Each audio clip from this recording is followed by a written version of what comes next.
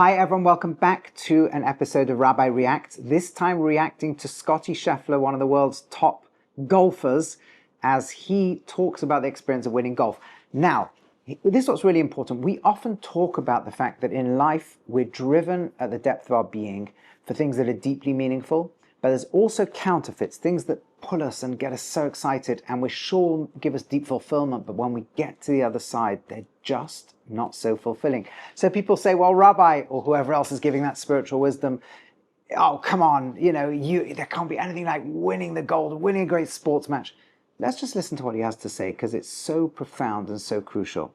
It feels like you work your whole life to celebrate winning a tournament for like a few minutes. It only lasts a few minutes, that kind of euphoric feeling.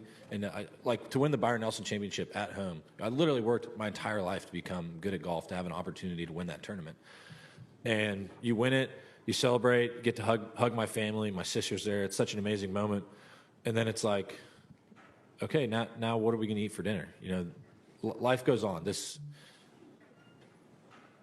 Is it great to be able to win tournaments and to accomplish the things I have in the game of golf? Yeah. I mean, it brings tears to my eyes just to think about, because it's literally worked my entire life to become good at this sport, and to have that kind of sense of accomplishment, I think is a pretty cool feeling. To get to live out your dreams is very special. But at the end of the day, it's like, I'm not out here to inspire the next generation of golfers. I'm not here to inspire somebody else to be the best player in the world, because what's the point? This is not a fulfilling life. Right? What's the point? It's not fulfilling. Now, there's nothing wrong with working hard at golf. It makes an income for the family. It's something one loves to do. It sets goals. Sports are great things. Just like you could say the same thing, by the way, not just about sport, because there's the same thing about the rat racer becoming super rich or very powerful. By themselves, all these things can be nice things. Sport, earning money can certainly give us the ability to do good in the world. But honor and power, which are the things that drive us to want to win and want to be famous and want to be rich and want to be all these things, they're like addictive drugs, but there's nothing on the other side. Now, there's a very deep, powerful Jewish teaching which I want to share, because I don't just want to say, so don't do any of this stuff. Beautiful, powerful, deep Jewish teaching that we have within us a barometer of what's good and fulfilling. We have drives. We have drives to care for our physical needs. We have drives to care for our emotional needs, building out of giving to others, building love, building family, building community.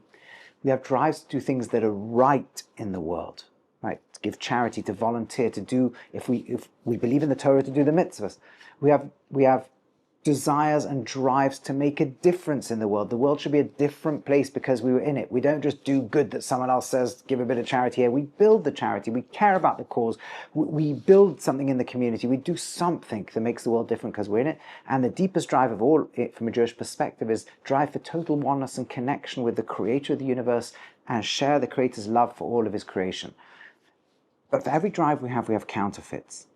Yes, we've got to take care for our body. We have loads of bodily drives and loads of temptations to take all sorts of addictive and unhealthy things. We have desire for love based on investment and relationship. And then we have kind of the free love that comes through infatuation, and we just get excited, and rather than build deep relationships. We have, instead of trying to do good in the world, a very deep counterfeit of trying to look good, trying to get honor, trying to get people to respect us. It's very addictive, but it doesn't fulfill us.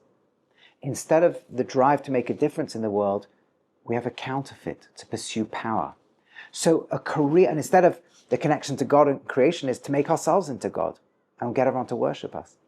And so in the counterfeit world, being famous, being the top sportsman, being the richest person, being the most biggest celebrity, that's what we chase, but it's counterfeit. There's nothing fulfilling about it. Once you get there, there's nothing on the other side. A little shift, not trying to be famous and be honored, but do what's internally good and honorable, right? Doing good is so deeply fulfilling. Making a difference is so fulfilling. Connecting to God, connecting to family, connecting to others. This is what gives us life fulfillment. And listen to how he himself says it so beautifully. Important thing in my life, and that's why I wrestle with why is this so important to me, because I would much rather be a great father than I would be a great golfer. That at the end of the day, that's what's more important to me. Much rather be a great father than a great golfer. And it's true, I'd much rather be a great father or mother or parent or child or spouse, loyal spouse, than be super billionaire or be super powerful. Again, that's not these things are bad, but it's when the focus is, and this can come down to life choices. Do I invest more energy being at home with the kids? If I am going out to work, instead of trying to get to work just to be rich so everyone honors me, can I go out to give productive things in the world and then want to use the money for charity, right? These sorts of little inner switches can be the difference between a life that is constantly chasing futile things versus one that is so deeply fulfilling.